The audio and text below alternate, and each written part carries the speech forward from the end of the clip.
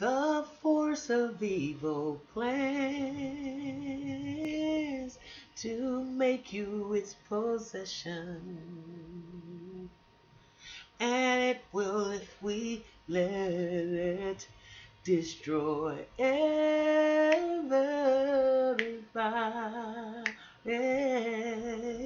We all must take precautionary measures. If love and peace you treasure, then you hear me when I say, hey, good morning, good afternoon, good evening, family. Welcome to the Mental House. I am your host, DJ. I've been gone for a few days. I had to attend to some issues. And, y'all, let me ask y'all something. I can ask y'all, this is where you dump the shit in the mental house. How many of us have y'all ever heard of Stockholm Syndrome? Um, and how many of us really, really acknowledge how much that is such a true mental phenomenon and that we live it every single day? We are in love with the people who have abused us. Um, whether it's society, and society, again, is just an extension of what? Families. Ooh. Ooh. Yeah. Ever heard the term gaslighting? How about hoovering? Triangulation? Ugh. What about smear campaign? Flying monkeys? Enablers? Hmm. Do you have a problem accepting love, giving love? You have trust issues. Hmm. Because we learn by repetition, observation, and consistency. Everybody, all of us. So whatever has been repeated to us over time, and we watched over time, and then we practiced over time, and it was consistent, is how we begin to develop these behaviors that we exhibit to everybody, right? So, is there anything um, that you would think about your upbringing that would make you admit that you possibly have been abused by omission? Hmm.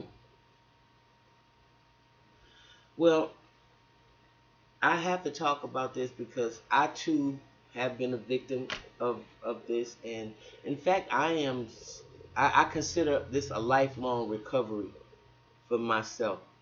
I've been in recovery for a lifetime, um, from a lot of things, but um, what set me up was my family of origin. Yes. Oh, yes, yes, yes, yes, yes. Gaslighting. There's a movie, an old movie. I haven't um, watched the whole movie, but I got the gist of it. And there was a man who uh, knew that there were some jewels in the house, and he married this woman because these jewels were planted there by someone earlier before who was murdered or whatever.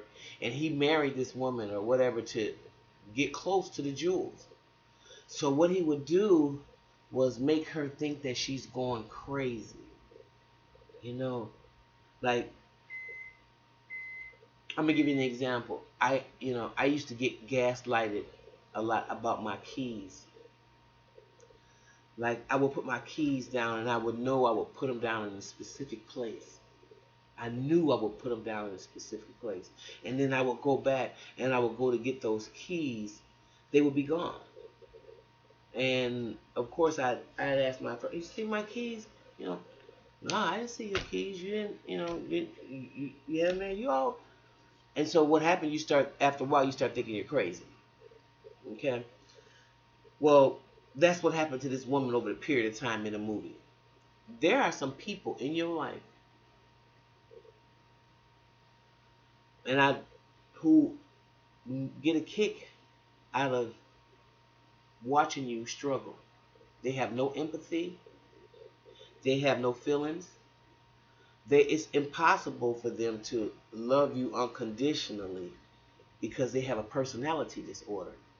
And so what they do is they do all of those things that I just mentioned, that you may, those terms that you may not have heard of before, uh, where they become an emotional vampire of you, and your emotional development is stunted, or the way you see the world, your program is distorted because the people that were adjured the responsibility to emotionally develop you and raise you, they were sick themselves. So they gave you faulty program. Okay. Some people, it's hard for them to believe that a person could have a mother who would go out of her way to talk about her own child behind their back. I mean, most people wouldn't even believe that a mother would do, and a normal, healthy mother would not do that. But a mother that wants to paint a picture of a child being a certain way will do that. And she can set up such a smear campaign for so long that the flying monkeys will believe what this person says, and it sets up whatever whatever fate that they have planned for this individual to easily be validated. Most of it in our family origins is like a hierarchy, just like any other thing. We have a scapegoat, we have a golden child, we have a child that's always in trouble, we have a comedian child, uh, the one who diffuses all the ass whoopings or whatever else. But in our houses, and our families are set up like a mobile. If you touch one, and the other one's move, and it's not a lot of times till we break away from the dynamic of these relationships that we find out just how dysfunctional they are or they were. Um, Triangulation is when, again, the person that is the perpetrator uses another person to set and set you up. So these two people, like in other words, I'll call somebody on the phone and go, yeah, um, I think it's a shame how Mary does her children. Um, I wish she could do better. I'm trying to help her all I can, Mary, raise her children, but her children are constantly in trouble, and she needs help as a parent. And I'm hoping to God, I keep praying for her every day, and I'm hoping that she gets better. But it's difficult. Um, I'm just gonna keep on praying. Now, on the other end, when she tells Mary that the daughter, the person that she's actually talking about, may be in a situation where none of this stuff happened, or she could have told uh, um, the mother, the perpetrator, something in passing about one of the children, nothing that would redeem her to go and spread this gossip about this person. And so once she told this person, oh yeah, I was kind of surprised that Johnny loved English and or his little project, and I was surprised that he got a D on it. Oh well, now that could have been this person's response, but by the time she told somebody else, it's like that. So now these two are going to be set up against you. Okay, if she ever needs to validate, or if this situation ever comes up again, she can use that person, or pitting family members against one another, as opposed to using themselves as a link to bond the family back together. They're busy telling one family member about the other person.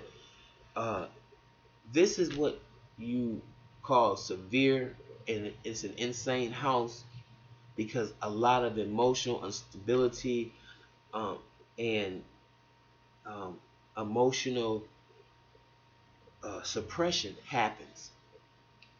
It starts when these babies are very small, when they are smacked down, when they're asked questions and told to shut up and go sit down, and continue to suppress emotions, thoughts, and the big people, you watch them lie, and especially the church people, where they're presenting themselves one way, and then at home they're a totally different person.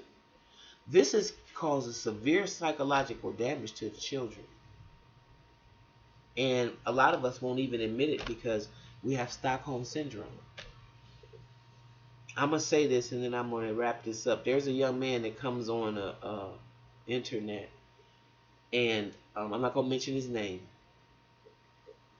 but he speaks very ill of black people, and specifically black women.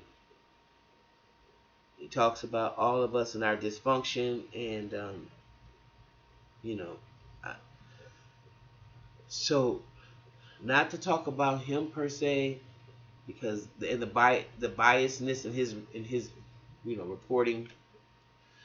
So one thing I have to say though about him, I believe that this young man was probably raised by a narcissistic mother, as I was.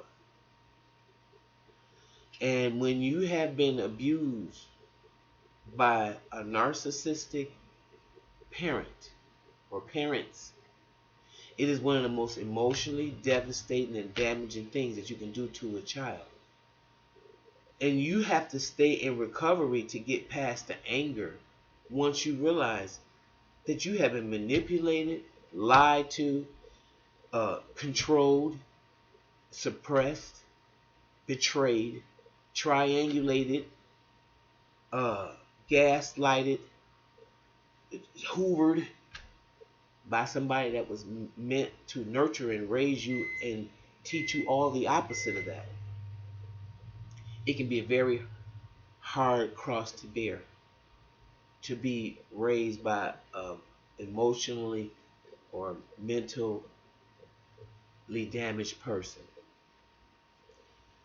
And my only thing would be for him is you can't stay in the anger, but I understand. I definitely understand. So with that being said, I hope y'all will all begin to look at your own lives, and I think this is what is very important. And maybe in the next video I'll talk a little bit more why it's very important that I start dealing with this more on point, because most of the stuff that I encounter is just psychological, emotional, and mental abuse. And that's why when you look at the outer society, that's why it reflects it. And it does start a lot of times with these crazy ass women who are narcissistic, borderline personalities, or some kind of personality disorder, that they are programming their children with madness, with control. And they are the kind of women that, if you was to see a Lifetime movie, it would be the beautiful house on the corner with the picket fence, and it would be the role model mother who's attending all the school functions and who seems to be such a community rosebud, and like the pastors of the churches. But when you go inside their homes, they are raising their children like tyrants and like dictators, and the control and the abuse is unimaginable. In fact, it's an insane house where you are under the dictatorship of a person who is not mentally or emotionally healthy or stable. So, with that being said, it's hard for us especially in the black community, to say something like that and not hear the rebuttal, because we've been programmed with such this honor your mother and father, honor your mother and father, and we really don't even understand what that means, in my opinion. And that's why we can't see the abuse that happens in these very first relationships between child and mother. You know, anytime, so we're gonna continue to talk about this, and I'm gonna find out if I can have permission to speak more of the story that happened in the last couple days, um, and to share someone's personal story who may want to even talk about it with you guys, and because I'm very open to it. Again, I spend my whole life now in recovery from that type of abuse. So it is something that is very appropriate for the mental health. Okay? Now, with that being said, if you like what you hear, please like and subscribe. And I will be back later with another video right here in the dang on mental house. Bye bye.